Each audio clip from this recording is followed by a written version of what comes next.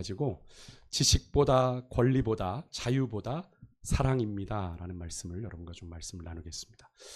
오늘 본문은 토요일 묵상 본문이죠. 고린도 교회 안에서 일어난 한 가지의 에피소드로 이 이야기가 시작이 됩니다. 우상 제물을 먹는 문제로 인해서 발생한 문제가 있었어요. 아마 그게 이제 사도 바울에게 보내진 편지 가운데 그 내용이 있었던 것 같아요. 그래서 그것에 대해서 사도 바울이 답을 주는 본문인데요. 결론부터 말씀드리면 신앙에 있어서 우리가 성경을 알고 하나님을 알고 신앙적인 지식을 갖는 건 너무나 중요하지만 여러분 그보다 중요한 것은 사랑이다라고 하는 겁니다. 우리가 사랑으로 행하는 자유가 참된 자유다. 내 자유라는 건 내 마음대로 하는 건데 뭘 의식할 것 있어라고 하는 건 자유가 아니에요. 성경이 말하는 자유가 아닙니다. 사랑으로 행하는 자유가 성경이 말하는 참된 자유다. 우리가 사실 사랑이라고 하는 것 내 힘으로 안 된다는 생각에 우리가 그냥 사실 많이 포기하고 지내는 문제이지 않습니까? 그런데 기독교에서 사랑은 상당히 중요한 덕목입니다. 그래서 사도 바울 같은 경우는 믿음, 소망, 사랑 이 세 가지는 항상 있을 것인데 그중에 제 이름 뭐라고 그랬어요? 사랑이라고 그랬습니다. 사랑이라고 그런 거죠. 지난주에도 제가 이미 나누었지만 고린도 교회는 상당히 은사를 많이 가진 교회였어요. 좋은 교회였습니다. 신령한 교회였어요. 지식도 있었고 열심도 있었고 신앙의 열정도 있었습니다. 하지만 놀랍게도 그렇게 은사가 많고 신령한 그 교회 안에 정말 갈등도 많았고 문제도 많았다라고 하는 거죠. 여러분 계속 묵상해 오신 분들은 사도 바울이 어떤 문제들을 다루고 왔는지를 아마 아실 거예요. 결혼에 대한 문제, 음란에 대한 문제, 여러 가지 문제들이 계속, 그죠? 분쟁의 문제, 분열의 문제, 계속 문제들이. 근데 참 아이러니하지 않습니까? 하나님의 은혜가 그렇게 강력하게 은사도 임하고 있는데 왜 교회가 그렇게 분열하고 갈등하고 그런 죄의 문제로 그렇게 힘겨우게 되는 걸까요? 문제는 은사가 부족해서가 아니라 받은 것을 어떻게 사용하는가의 문제가 있었기 때문에 그럽니다. 그 받은 것을 가지고 내가 하나님께서 주신 은사가 있는데 각자에게 은사라는 건 스페셜 기프트잖아요. 선물을 받았는데 그것을 어떻게 사용하는가의 문제가 있는 거예요. 오늘 본문은 사실 표면적으로는 우상에게 바치는 제물, 그것을 먹어야 되느냐 안 먹어야 되느냐 묻는 질문 같아 보입니다만 당시 고린도 교회 안에서 고린도 사회 안에서 사실 시장에서 파는 고기의 대부분이 그냥 다 우상에게 제사하고 나온 고기입니다. 그러니까 제사 고기죠. 그러니까 우리 소위 말해 제사 음식인 거예요. 워낙 신전이 많으니까 거기서 이렇게 짐승들을 잡아가지고 남은 고기들을 다 돌리는 거예요. 물론 개 중에는 기록에 보니까 유대인들을 위한 그렇게 드리지 않은 고기도 팔았다고 하는데 과연 그걸 누가 확인시켜 줄 겁니까? 그죠? 그냥 갖다 놓고 이건 안 한 거야 라고 얘기해 버리면 사실 모를 일이에요. 그런 제사 음식에 대해서 어떤 성도는 우상은 아무것도 아니다. 하나님만 참 신이시니 이거 먹어도 된다라고 생각을 했던 겁니다. 그럼 여러분 이 생각은 신학적으로 전혀 문제가 없습니다. 옳아요. 괜찮습니다. 맞는 생각이에요. 그래서 사도 바울이 오늘 본문 4절에 보면 이렇게 말하죠. 그런 그들의 생각을 지지합니다. 우상은 세상에서 아무것도 아니고 하나님은 한 분밖에 없는 줄 아노라. 그러니까 분명 그들의 생각, 우상 아무것도 아니니 하나님만 참 신이시니 우상에게 드린 재물 가지고 우리는 괜찮아 그냥 먹을 거야 라고 얘기하는 것 잘못된 것 아니라는 거예요. 그러니까 그들의 생각이 틀린 것은 아닙니다. 하지만 오늘 본문에서 사도 바울은 그것만을 이야기하지 않아요. 그걸로 끝나지 않습니다. 본문 1절에 보면 사도 바울이 이렇게 말합니다. 우상의 재물에 대하여는 우리가 다 지식이 있는 줄 아나. 그러니까 우상의 재물을 어떻게 딜해야 되는지 너희들이 다 알고 있다. 하지만 지식은 교만하게 하며 사랑은 덕을 세우나니라는 표현을 하고 있어요. 여러분 사도 바울이 지식 자체를 부정하지는 않습니다. 성경에 대한 하나님에 대한 지식, 성경 이런 것들 부정하지 않아요. 신앙에는 반드시 알아야 될 진리들이 분명히 있죠. 하나님은 누구신가? 예수님은 누구신가? 복음이 무엇인가? 근데 문제는 지식이 아닙니다. 이런 지식이 문제가 아니라 이런 지식을 갖는 건 중요합니다만 조금 전 사도 바울이 말하는 것처럼 당시의 고린도 교회 일부 성도들은 우상은 아무것도 아니다라고 하는 올바른 우상의 재물에 대한 지식을 신학적인 지식을 가지고 있었습니다만 그 지식이 그들을 어떻게 했대요? 교만하게 했다고 얘기합니다. 교만하게. 그죠? 그래서 교만하게 했다라는 이 단어가 원어로 부풀게 했다라는 뜻이거든요. 부풀게 했다. 이렇게 바람을 넣으면 풍선이 이렇게 불어나든 말입니다. 그러니까 재미있는 이 단어의 유래가 그래요. 후 하고 불다라는 이 단어에서 이 단어가 나왔어요. 그러니까 뭔가 풀무지를 막 해가지고 공기를 불어넣으면 이렇게 막 겉이 막 이렇게 부풀어 오르잖아요. 근데 속은 어때요? 비어 있는 것, 그것을 의미하는 겁니다. 그러니까 교만이라는 게 뭘 의미하는지, 겉으로는 되게 큰 것처럼 보이는데 속은 비어 있는 것을 말하는 거니까, 그러니까 여기서 교만하게 했다라는 말은 그런 신학적인 그들의 지식이, 성경적인 지식이 있는 상태가 겉으로 볼 때는 아주 그럴듯해 보여요. 성경적인 지식도 있고 대단해 보이지만 속은 텅 비어 있는 영적인 허영, 자기 과시의 상태에 이르게 했다라고 하는 겁니다. 성경적인 지식은 있는데 삶과는 괴리되어 있는, 그렇게 지식으로 부풀려진 자아는 어때요? 마음이 높아지는 거죠. 그러니까 본인의 영적인 수준을 오해합니다. 그렇게 되면 자기가 되게 대단하다고, 성경을 내가 좀 알면 되게 대단하고 생각할 뿐 아니라 타인의 입장을 잘 배려하지 않고 정죄와 판단을 하는데 되게 빠르죠. 왜냐하면 내가 가진 지식이 있다고 생각해. 그건 아니야 라고 얘기하는데 빠릅니다. 그래서 지금 일부 고린도 교인들에게 있는 그 지식은 사실 설익은 지식인 거죠. 선무당이 사람을 잡는 겁니다. 그런데 이런 지식이 더 무서운 건 뭐냐면 오늘 본문 2절에 사도 바울도 말하고 있습니다만, 본인이 안다고 생각하니까 어떻게 해요? 여기 되게 중요한 말이 나옵니다. 마땅히 알아야 할 것을 알지 못하는. 이게 정말 무서운 이야기입니다. 좀 안다고 생각해서 정말 마땅히 알아야 되는 걸 알지 못하는 선무당이 되고 만다는 거예요. 이게 정말 무서운 겁니다. 어설프게 알면서 다 안다고 생각하는 사람 잘 배우지 못하죠. 그죠? 뭘 하든 교회와 관련되지 않더라도 뭔가 좀 안다고 하는 사람들은 잘 배우지 못합니다. 내가 성경이나 신앙에 대해서 신학적으로 좀 안다고 거들먹거리는 지식만큼 못난 게 없습니다. 그건 위험한 지식이에요. 사실 하나님을 아는 지식은 계속 우리가 경험해 가야 되는 거죠. 당신도 고린도 교회 안에도 그런 어설픈 지식을, 어설픈 신앙의 지식을 가진 성도들이 있었다라고 하는 겁니다.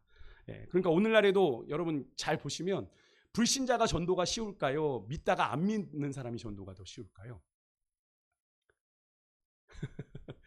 불신자가 더 쉽습니다. 전도가 사실은. 믿다가 안 믿는 사람들은 너무나 아는 게 많아서 뭐 얘기하면 이런 이유 저런 이유, 난 이래서 난 저래서 결론이 안 나. 차라리 모르면 믿고라도 따라올 텐데 아니까 난 이래서 안가 저래서 안가 이러다 보면 전도가 쉽지 않은, 요즘 그렇습니다. 그런 것과 같은 거라고 보시면 되겠어요. 물론 그들은 그렇게 말할 수 있습니다. 내가 성경적으로 옳아, 맞아, 나는 그 원리를 다 알고 있어 라고 얘기하는 거죠. 그런데 여러분, 그런 하나님에 대한, 성경에 대한 지식이 여러분 다른 사람을 살리지 못하고 오히려 그런 지식이 누군가에게 상처를 준다면 그 지식은 여러분 하나님이 기뻐하시는 방식으로 사용되는 것이 아닙니다. 왜요? 하나님의 지식은 뭐예요? 사람을 살리는, 그죠? 사람을 구원하는 데 사용되는 지식이어야 하지 않습니까? 근데 그게 누군가를 죽여요, 누군가를 멸망의 길로 이끈다면 그 지식은 잘못된 거죠. 여러분, 지식만 있고 사랑이 없으면 교만하게 되어서 관계를 위태롭게 만듭니다. 진정한 믿음의 지식은요, 내가 얼마나 많은 정보를 성경에 대해서 하나님에 대해서 아느냐의 문제가 아니라 그 믿음의 지식을 내게 적용해서 얼마나 사랑의 관계를 형성하고 하나됨의 공동체를 이루느냐의 문제입니다. 그러니까 여러분이 신앙이 성숙해 감으로 인해서 내가 얼마나 용서하지 못했던 사람들을 용서하고 또 그들을 품는 가운데 그렇게 하나 되는 공동체를 이루어가는 일에 예수님께서 썩어지는 미랄이 되셨던 것처럼, 그런 지식이 있는 사람들은 그렇게 주를 위해 썩어지는 미랄, 썩어지는 미랄이 된다는 건 내가 죽는다는 걸 의미하잖아요. 내 기준이 있어서는 절대 불가능하죠. 여러분, 늘 말씀드리지만 내 기준에 내 마음에 드는 사람 있어요, 없어요? 없습니다. 절대로 없습니다. 내 자녀도 내 마음에 안 들 때가 있는데, 배우자도 그럴 때가 있는데 교회 사람들은 오죽하겠습니까? 내 기준을 바라보면. 하지만 여러분, 나를 내려놓으면 이해가 되죠. 그래서 우리가 세상에서도 그렇게 얘기해요. 역지사지란 얘기. 그 사람의 입장만 되어도 내가 그 사람을 이해하게 되지 않습니까? 하지만 그것보다 더 앞서간 거죠. 더 나아간 거죠. 예수님은 자신을 버려서 그를 품으셨다라고 하는 것 아니겠습니까? 여러분, 하나님을 사랑해야 한다는 것을 아는 것, 여기 하나님을 사랑해야 한다는 거 모르시는 분들이 없을 거예요. 근데 여러분, 하나님을 사랑해야 한다는 것을 아는 것이 문제가 아니라 여러분, 하나님의 사랑을 받는 사람이 되는 것이 중요한 겁니다. 오늘 무엇이 정말로 하나님을 기쁘시게 하는 결정인지를 우리가 실천하고 행하는 그 사랑이 하나님이 우리 성도들에게 알기를 원하는 참된 지식이에요. 여러분, 예수님께서도 그래서 우리에게 뭐라고 말씀하셨죠? 내가 너희를 사랑한 것 같이 너희도 서로 사랑하라. 그리하면 뭘 어떻게 된대요? 그리하면 너희가 내 제자인 줄 안다라고 말씀하신 거죠. 여러분, 예수님을 따라가는 제자의 증거가 뭐예요? 서로 사랑하는 거라는 거예요. 서로 사랑하는 거. 사랑하지 못하면 우리는 그리스도의 제자로서 자격이 없는 겁니다. 그래서 사도 바울은 오늘 본문 3절에서 이렇게 보십시오. 3절에 보시면 누구든지 하나님을 사랑하면 하나님이 어떻게 해주신대요? 그 사람을 알아주신다라는 표현이 나옵니다. 알아주신다. 무슨 말이에요? 신앙의 진정한 목표는 내가 하나님에 대해서 얼마나 많이 아느냐가 아닙니다. 하나님과의 사랑의 관계에서 내가 그분께 얼마나 알려지느냐에 있습니다. 하나님이 나를 얼마나 알고 계시는가. 하나님이 인정하시는 신앙이 돼야지 내가 하나님만 많이 아는 것, 그게 진정한 신앙이 아니에요. 내가 하나님을 많이 아는데 내 신앙에 변화가 없어요? 그럼 진정한 신앙이 아닌 거예요. 내가 이만하면 됐다. 뭐 난 이 정도 하나님 알고 있으니까 이 정도면 충분히 천국 가겠지. 근데 가끔 우리 유 집사님과 유정환 집사님 가끔 대화 속에 그 마태복음 7장이 늘 오간다고 하잖아요. 그죠? 나더러 주여 주여 하는 자마다 천국에 갈 것이 아니라, 그죠?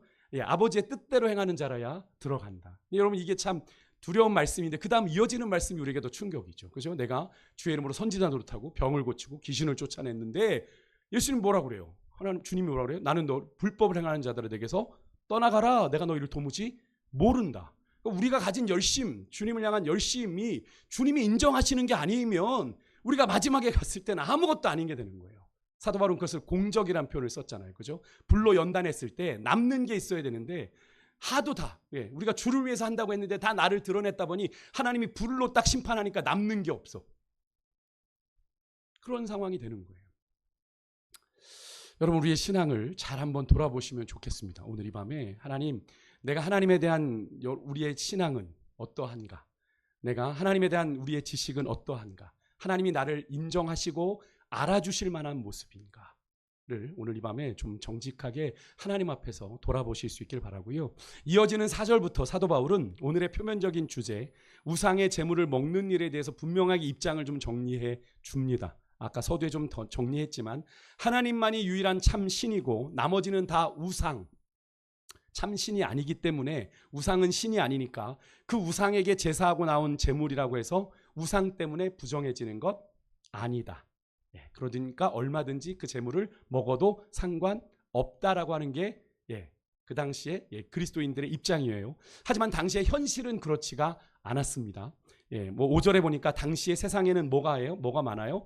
신이라 불리는 자가 하늘과 땅에 많고 수많은 주가 존재했다라고 얘기합니다. 오늘날도 마찬가지죠. 뭐 우스갯소리처럼 하지만 실상으로 우리나라에도 자칭 예수가 20-30명 된다잖아요. 20-30명 된대요. 그러니까 자기가 주님이에요. 지금도 그런 사기꾼들이 존재하는 게 참 기가 막힙니다만, 여러분, 그 당시에도 그랬다는 거죠. 사도 바울은 그렇게 밝힙니다. 우상이 아무것도 아니다, 허상이다 라고 할지라도 당시에 뭐 여러 가지 신전들이 많았잖아요. 고린도에도 신전이 많았는데 당시의 종교적인 문화적인 상황에서 우상은 사람들의 마음을, 사람들의 영혼을 지배하는 강력한 실체로 기능을 했다는 거죠. 뭐 아니라고 해도 그래서 뭐 그건 오늘날도 크게 다르지 않습니다. 그래서 우리가 지금도 무당집을 찾아가는 것이고 타로 보러 가는 것이잖아요. 그죠? 그것을 우리가 은근히 영향을 받고 있기 때문에 그런 데 찾아가는 것 아닙니까? 그러다 보니까 기독교 신앙에서 우상은 아무것도 아니다라는 지식은 분명 객관적인 진리입니다. 그죠? 우상은 아무것도 아니다. 근데 그것이 교회 내 모든 형제들에게, 모든 지체들에게 수용되는 지식이 아니었다라고 하는 겁니다. 그러니까 사도 바울은 6절에서 이런 말을 해요. 우리에게는 한 하나님, 곧 아버지가 계신다 선언하면서 만물이 그에게서 났고 우리가 그를 위해서 존재한다라고 하는 하나님에 대한 지식을 이야기해요. 아주 기본적인 거죠. 하나님이 만물의 기원이자 최종적인 목적이다라는 걸 선언해요. 여러분이 하나님의 고백을 여러분 믿으십니까?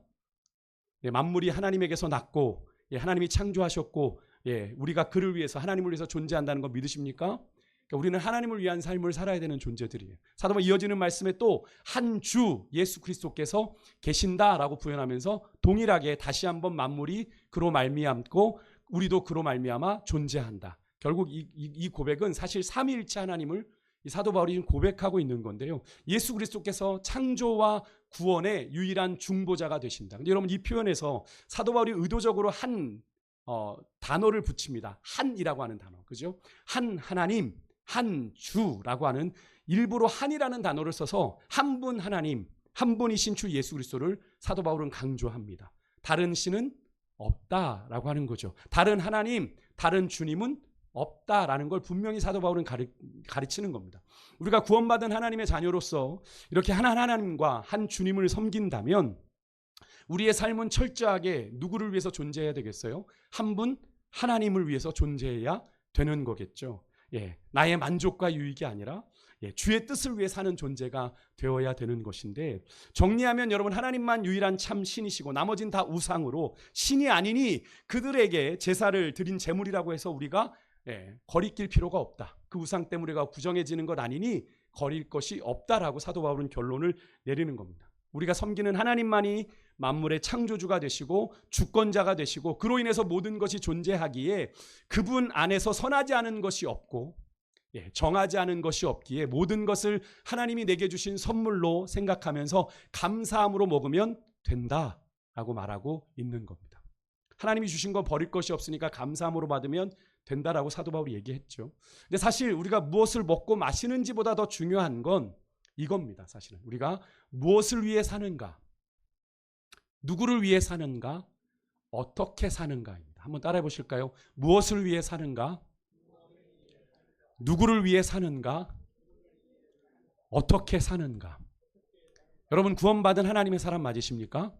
그렇다면 여러분, 이 질문을 날마다 던지셔야 되는 거예요. 내가 오늘 무엇을 위해 살 것인가, 내가 누구를 위해 살 것인가, 어떻게 살 것인가 라는 질문을 던지고 살아가야 되는 거죠. 여러분, 이 질문에 우리가 좀 응답하면서 오늘 이 밤에 기도의 자리로 나아갔으면 좋겠어요. 바울은 앞서 우상은 아무것도 아니라고 선언했고 우상의 허무함을 말했지만 7절의 목회적인 현실은 좀 달랐습니다. 이 지식이 모든 사람에게 있는 건 아니다라고 하는 목회적인 고린도 교회의 현실을 사도 바울이 짚어요. 이것이 누구에게나 받아들여지는 진리는 아니더라. 그래서 두려워해요. 우상의 제물을 먹는 것을 두려워하는 자들이 있는 거예요. 그걸로 인해서 마음에 불편한 사람들이 있는 거예요. 시험에 드는 자들. 당신도 고린도 교회 안에는 우상 숭배 습관에 젖어 있는 성도들이 있었습니다. 그러니까 그들은 제사에 바쳐진 고기를 단순히 그냥 식사의 고기로 먹는다고 생각하지 않았고 우상과 관계하는 제사 음식이다라고 하는 거리낌이 있었다라는 겁니다.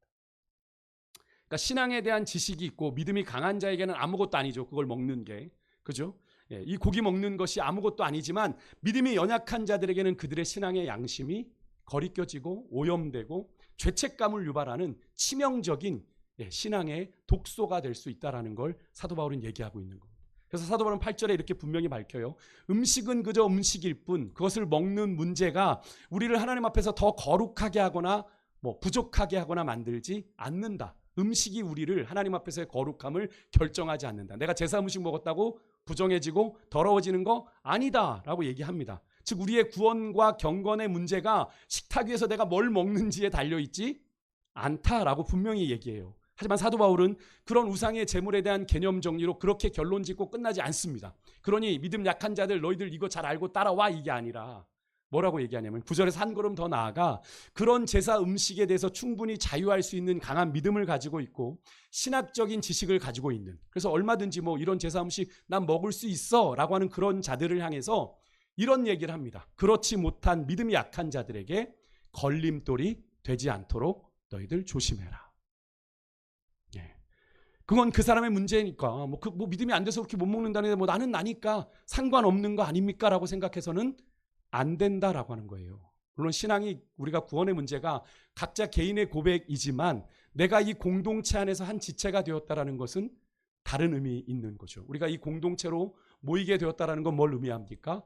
우리가 왜 이 공동체라고 그래요? 이 교회를 무엇으로 연합된 공동체예요?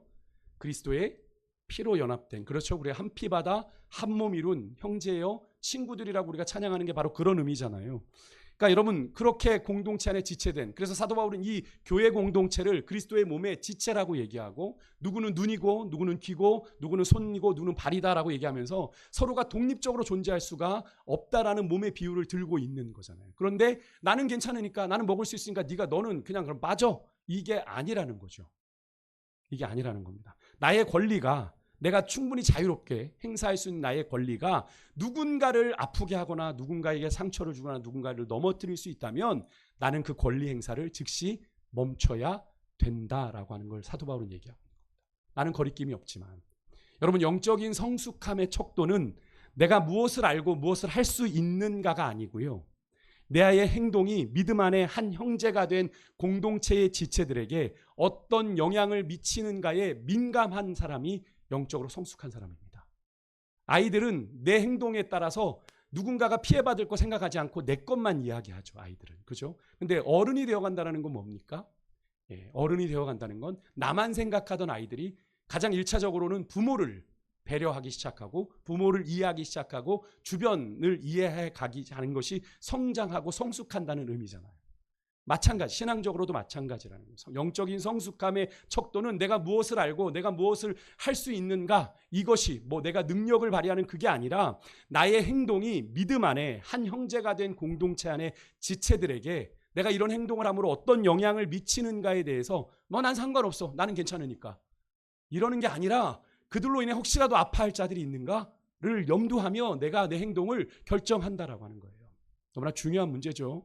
여기서 사도 바울이 말하는 이 신앙적인 지식을 넘어서는 이 사랑, 연약한 지체에 넘어설 수 없는 그 제한된 그 지식의 한계를 인정해 주는 겁니다. 아, 그분은 여기까지밖에 일을 못하는구나. 아, 그러면 그렇게 내가 배려하고 맞춰줘야지. 그래서 그 지식의 근거에서 어쨌든 이분은 신앙을 실천하고 있는 거잖아요. 그렇게 살려고 하는 그 지체의 태도를, 야, 그것밖에 못해? 너 믿음이 그거밖에 안 돼? 그렇게 수십 년 믿었는데 그거밖에 안 돼가 아니라 그 모습을 그냥 진심으로 존중해주고 인정해주는 겁니다. 아, 그러시군요. 아, 그럼 제가 더 주의하겠습니다. 그죠? 내가 충분히 내 마음대로 할 수 있는 자유가 있지만 내 그 행동으로 인해서 누군가가 아픔을, 누군가가 상처를 받을 수 있다면 내가 굳이 그것을 하지 않을 자유가 내게 있다라는 걸 사도 바울은 얘기하는 거예요. 분명 여러분, 우상 제물을 먹어도 죄가 되지 않는 지식은 분명하게 팩트입니다. 사실이에요. 누구나 인정할 수 있는 겁니다. 하지만 그 지식을 사랑으로 쓰지 못하면 공동체 안에 믿음이 연약한 지체들이 얼마든지 실족하는 일이 일어날 수 있는 거죠. 올바른 신앙적 지식 안에서 하나님께서 주신 자유 누리는 것 너무나 중요하죠. 신앙생활에 있어서 중요합니다. 나는 뭐 자유합니다. 근데 그것보다 우선되는 믿음의 가치는 형제 사랑입니다. 형제를 사랑하는 겁니다. 사도 바울이 그것을 이야기하고 있는 오늘 본문에서요. 그래서 11절에 사도 바울이 그렇게 우리가 존중하고 배려해야 되는 자를 뭐라고 표현하는지 보시겠어요?